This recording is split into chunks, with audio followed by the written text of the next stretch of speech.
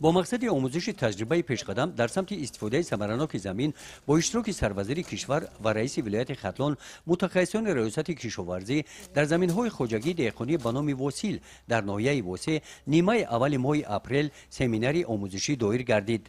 در این چاره‌بینی اشتراکچیان از استفاده گرمخانه و پرورش محصولات آن شناخته شدند. خلفینه این محصولات از لحاظ اکولوژی تازه طبیعی جهت سالمی آدم مفید و از ویتامین‌ها بای در خوجگی دهقانی به نام وسیل در ناحیه وسه پرورش یافته است.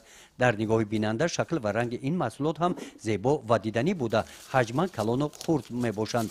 میدان این زمین یک روز پیش از جمع‌آوری آن اینجا از خلفینه فراوان است.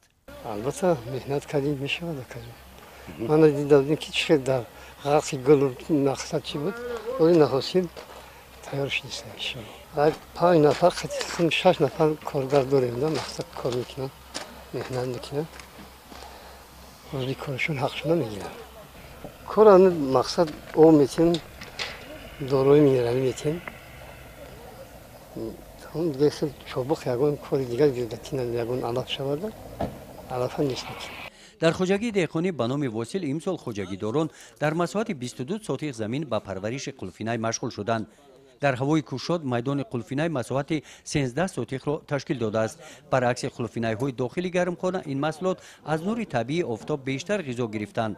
خوجگی دهقانی به نام وسیل وابسته به طلبات بازار پرورش قلفینه را برا مانده با استفاده عاقلانه هر وجب زمین خوجگی در سمت کشت محصولات های دیگری سبزیجاتی هم موفق گردیده است.